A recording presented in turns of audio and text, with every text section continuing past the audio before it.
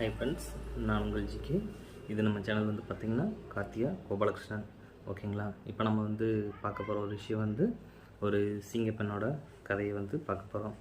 ஒரு 1960 காலகட்டத்தில் பிறந்து அதன் பிறகு வாழ்ந்த அவர்களோட கதையை தான் நம்ம வந்து பார்க்க போகிறோம். ஃபஸ்ட்டு வந்து பார்த்திங்கன்னா அவங்க ஒரு 1960 இந்த மாதிரி காலகட்டத்தில் வந்து பிறக்கிறாங்க. பிறந்து அவங்களோட வாழ்க்கையை வந்து கொஞ்சம் கொஞ்சமாக நடத்தி கொண்டு வந்துட்டுருக்காங்க. அந்த காலகட்டத்தில் பெரிதாக வந்து அவங்களுக்கு வந்து படிப்பில் எதுவும் கிடையாது. அவங்களோட ஒரு 19லேருந்து ஒரு 20வது வயதுக்குள்ளே அவங்க ஒரு கல்யாணத்தை பண்ணுறாங்க. அதை கல்யாணத்தை பண்ணிவிட்டு அவங்க வந்து வாழ்க்கையை வந்து சந்தோஷமாக தொடங்குறாங்க. அப்படி தொடங்கும்போது அவங்களுக்கு வந்து ஆண் குழந்தைகள் வந்து பிறக்கிறது. முதல் ஆண் குழந்தை பிறக்கிறது. அவங்களுக்கு கல்யாணம் ஆகி ஒரு வருடத்திற்குள் அந்த குழந்தை பிறக்கிறது. அதன் பிறகு ஒரு 2 வருடத்திற்கு அப்புறம் அந்த ஆண் குழந்தை வளர்ந்த பிறகு இன்னொரு ஆண் குழந்தை பிறக்கிறது. மொத்தமாக அவங்களுக்கு வந்து பார்த்திங்கன்னா 2 ஆண் குழந்தைகள் பிறந்திருக்கு. அதன் பிறகு அந்த குழந்தைகள் வந்து வளர்கின்றன. அந்த கணவர் தன்னோட வாழ்க்கையில் வந்து செய்கின்ற வேலைகள் வந்து பார்த்திங்க அப்படின்னா அவர் பெரிதாக வந்து வேலைக்கு செல்வது அந்த மாதிரி கிடையாது.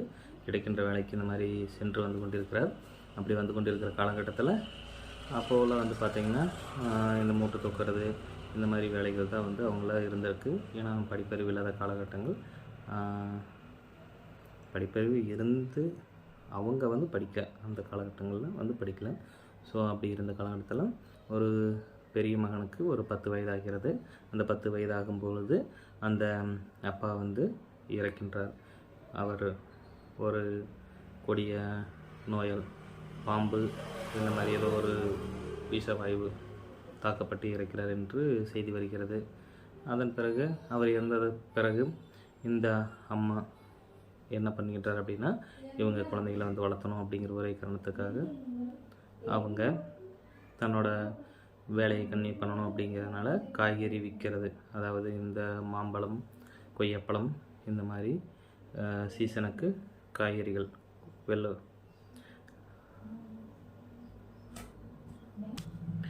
அவர் ஊரில் உள்ள கடை தெருவில் சென்று அப்பொழுதெல்லாம் வந்து பார்த்திங்கன்னா ஒரு பெரிய கூடை இருக்கும். அந்த கூடை வந்து பார்த்திங்கன்னா ஒரு மூங்கில் சவுக்கு மாதிரி இருக்கும். அதை வச்சு நம்ம பின்னிருப்பாங்க. அந்த கூடையில் இப்போவும் பார்க்கலாம். ஸோ அந்த கூடை வந்து பார்த்திங்கன்னா மேக்ஸிமம் ஒரு 20-30 கிலோ வெயிட்டை வந்து தூக்குற மாதிரி இருக்கிற ஒரு கூடை. ஸோ அந்த கூடையில் வந்து காய்கறிகள், அதாவது ஃப்ரூட்ஸ் வாங்கி கொண்டு வந்து விற்பது. அதிகமாக அவங்க வந்து கொய்யாப்பழம், மாம்பழம் இந்த மாதிரி விற்கிறாங்க. ஸோ அந்த வயதில் வந்து அவர்கள் கஷ்டப்பட்டு வேறொரு கல்யாணம் பண்ணாமல் தன்னோட மகன்களின் வாழ்க்கையை வந்து நினைத்து கொண்டு கல்யாணம் பண்ணாமல் அவங்கள முடிஞ்ச அளவுக்கு வந்து படிக்க வைக்கிறாங்க. அவங்களும் வந்து படிக்க செல்கிறார்கள். படிக்க செல்லும்போது பாதியிலே வந்து நண்பர்களின் சேர்க்கை இந்த மாதிரி வந்து மாறுது. அப்படி மாறும்போது அவர்களும் கல்வி வந்து பெரிதாக வந்து படிக்கவில்லை, விட்டுவிட்டார்கள். அவர்கள் வந்து அங்குள்ள நெசவு தொழில் இந்த மாதிரி அவங்களும் வந்து அந்த வயதிலே வந்து செல்கின்ற போது இந்த அம்மா வந்து தன்னோட இளம் வயதிலே வந்து கணவனையும் இழந்து விட்டார். அந்த கணவனை இழந்த பிறகும் அவர் இன்னொரு கல்யாணம் பண்ணவில்லை. ஆனால் அவங்க வந்து ஒரு கட்டுக்கோப்பான ஒரு அழகான ஒரு பெண்மணி தான். ஸோ தன் மகன்களின் வாழ்க்கை பாதிக்கப்படுமோ, பின் வருபவர் பார்க்க முடியாதோ என்று அவர்கள் கல்யாணம் செய்து கொள்ளாமல் தன் மகன்களை வளர்த்து கொண்டு வருகிறார். வளர்த்து கொண்டு வந்து வரும் பொழுது அவர்களுக்கு கல்யாணம் செய்து வைக்கிறார். கல்யாணம் செய்து வைத்த பிறகு அவர்கள் வாழ்வில் ஒரு அளவுக்கு வந்து அவர்கள் வந்து சிறிதாக அவர்களை பார்த்துக்கொள்கின்ற அளவுக்கு வேலைக்கு சென்று தன் குடும்பங்களை பார்த்து கொண்டிருக்கிறார். இந்த அம்மா வந்து அப்போது ஓகே பரவாயில்ல அப்படின்னு சொல்லி ரிலாக்ஸ் ஆகின்ற பொழுது இவர்களுக்கு பெரிய மகன்களுக்கு கல்யாணமான சிறிது காலங்களில் அவங்களுக்கு பிள்ளைகள் பிறக்கிறது. சின்ன மகனுக்கு பிள்ளைகள் பிறக்கிறது. அவங்க மகன்கள் எல்லாம் வளர்கின்ற காலகட்டத்தில் பெரிய மகனின் சரியான என்ன சொல்வது, அவரோட கெட்ட சேர்க்கைகளினால் அவர் சரியாக வந்து வேலைக்கு செல்லாமல் இருக்கின்றார். அப்படி செல்லாமல் இருக்கும்போது தனது மனைவி அவர்களை விட்டு பிரிகின்றார். அப்படி பிரிகின்ற பொழுது அவர்களின் குழந்தைகள், ஆண் குழந்தை மற்றும் பெண் குழந்தை அவர்களுக்கு பிறந்திருக்கின்றது. அந்த குழந்தைகள் வந்து பாதிக்கப்படுவதனால் இந்த அம்மா மீண்டும் தன்னுடைய ஒரு 55-60 வயதை எட்டக்கூடிய நிலை, சுமார் ஒரு 50 வயது, அந்த வயதில் மீண்டும் வந்து அவர்களுக்கு பழைய தன் கணவனை இழந்த பொழுது என்னென்ன கஷ்டங்கள் வந்து படுகின்றாரோ அதை மீண்டும் வந்து வருகின்றது.